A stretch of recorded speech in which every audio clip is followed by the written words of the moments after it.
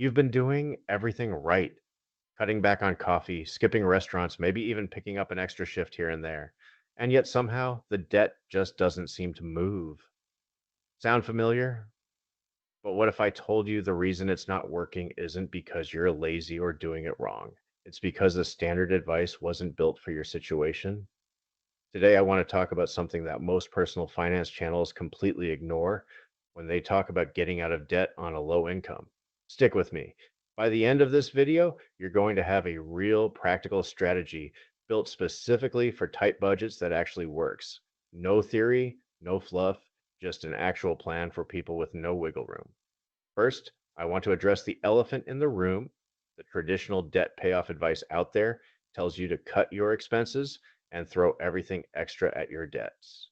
Snowball method, avalanche method, automate your payments. All of that is great advice, but it assumes one very important thing, that you have wiggle room in your budget. When you're on a low income, sometimes there is no wiggle room. You're already skipping meals. You're already wearing clothes until they fall apart. There's no subscription to cancel, no fancy gym membership you forgot about. So the starting point has to be different for you, and that's okay. The path still exists, it just looks different. Here's the core principle that changes everything when you're working with a low income. Instead of asking yourself, how do I cut more? You need to start asking, how do I create asymmetric wins? An asymmetric win is when a small action creates a disproportionately large result. Let me show you exactly what that actually looks like in practice. Step one is something I call the minimum survival budget audit. This is not your typical budget review where you look for things to cut. This is about understanding your absolute floor. How much money do you genuinely need to survive each month? Rent or housing, utilities, food, transportation to your job, and any non negotiable medical expenses. Write these down. Get specific, not estimates, actual numbers. This becomes your baseline. Everything above this number is your operational zone, the space where your debt payoff strategy lives. Even if that zone is only 50 or $100 a month right now, that's your starting point. Don't dismiss it. Now, here's where the strategy that nobody talks about actually comes in. Step two is called microstacking, and it's one of the most powerful concepts for low income debt payoff. Instead of waiting until you have a large lump sum to throw at your debt, you make multiple tiny payments throughout the month, even 5, 10, or $20 at a time. Here's why this matters and why most people don't know about it. Interest on credit card debt accrues daily on your average daily balance. That means every single day your balance sits high, you're being charged more. If you reduce that balance even by a small amount mid month, you're actually reducing the interest that accumulates before your next statement closes. Over the course of a year, this micro stacking approach can save you money you didn't even realize was being quietly drained away. On a low income, every dollar counts. Step three is the negotiation most people are too afraid to make, but it can be a total game changer. If you have medical debt, old utility bills, or even certain personal loans, many of these creditors will negotiate directly with you, especially if the account has been sitting there for a while.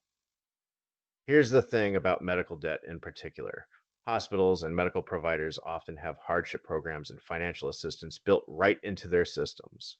They simply don't advertise them loudly. If you call and explain your situation honestly and ask about hardship programs, income based repayment plans, or even debt reduction, you might be shocked at what they can do for you. Some people have gotten medical debt reduced by 50% or more just by making a single phone call. This is money that doesn't require you to earn more or spend less. It's money you recapture through a conversation. Step four involves something called income stacking at the micro level. Now, I know what you're thinking. Everyone says to make more money like it's simple, but I'm not talking about starting a business or becoming a freelancer overnight. I'm talking about adding small, flexible income streams that require almost no startup cost. Think about what you already own or already know. Do you have a car? Even a few hours of delivery driving on a weekend can generate 50 to $100. Do you have any skill at all that another person might need? Even basic tasks like helping someone move furniture, mowing a lawn, or assembling flat pack furniture through local community apps and neighborhood groups can turn into consistent side income. The goal isn't to add a second job.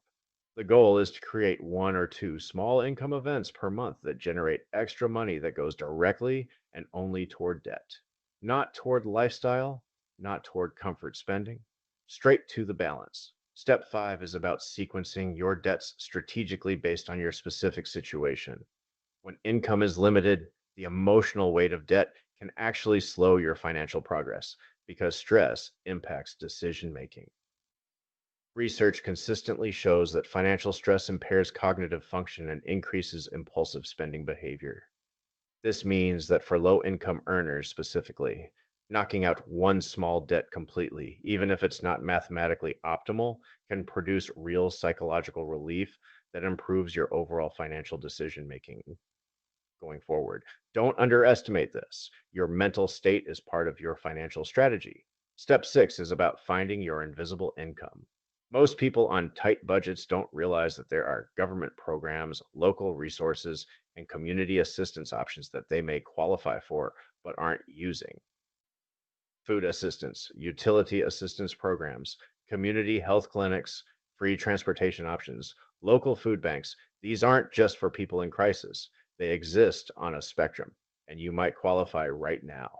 This could be a huge savings. Just do the research. Using these resources isn't a failure or a compromise, it's strategic. If using a food assistance program frees up even $75 a month in your food budget, that $75 can now go toward your debt. That's $900 a year to accelerate your payoff, and it costs you nothing except the time to apply. Step 7 is about protecting your progress from the biggest threat low income debt payoff faces, which is the unexpected expense. When you don't have much margin, one flat tire or one medical copay can wipe out weeks of progress and send you back to borrowing. This is why, even while you're paying off debt, you need to simultaneously build what I call a micro emergency buffer. Not a full emergency fund, not 3 to 6 months of expenses, just a small specific buffer. Start with $250. Keep it in a separate account that's slightly inconvenient to access. This tiny buffer is what stands between your debt payoff progress and a credit card swipe the next time something unexpected happens. Step 8 is about consistency over intensity. The biggest mistake people on low incomes make with debt payoff is going hard for 3 weeks and then burning out because the plan was too aggressive for their reality. A sustainable plan that you stick to for 12 months will always beat an aggressive plan you abandon after 30 days. Your goal is to find the minimum consistent action you can take every single month, no matter what. Maybe that's $30 extra toward your smallest debt. Maybe it's one micro stacking payment per week. Whatever it is, make it something you can sustain in your worst month, not just your best one. Now, let's talk about the mindset shift that ties all of this together. Most debt payoff content is built for people who have options. You might feel like you're playing the game on hard mode, and in some ways you are, but hard mode doesn't mean impossible. It just means the strategy must be smarter. Every small win counts more for you than it does for someone making six figures. Every dollar you redirect is proportionally more significant. Every negotiation you have, every micropayment you make, every invisible resource you unlock, it all compounds. And the thing about compounding is it doesn't care about your income level. It just cares about consistency. Here's what I want you to take away from this video. Debt payoff on a low income is not just about money, it's about finding leverage in places that most people overlook. Micro stacking payments to reduce daily interest, negotiating debts down through hardship programs, stacking small income events strategically, using community resources to free up existing cash, building a micro emergency buffer to protect your progress, and staying consistent at a pace that's sustainable for your real life. You don't need a big income to start winning against your debt. You just need the right strategy for where you are, not where someone else thinks you should be. You've got this. If this hit home for you, do these three things right now. Hit the like button. It really helps this message reach more people who are stuck exactly where you are. Subscribe and turn on notifications so you never miss practical money strategies built for real life. Drop a comment below. What's one debt you're trying to tackle right now? Or which step are you going to try first? I've included a link in the description below to a free budgeting worksheet that can help streamline this process for you. Grab it right now while you're thinking about it, And if you'd like to dive deeper into budgeting methods that actually work, be sure to check out this video here. I'll see you in there.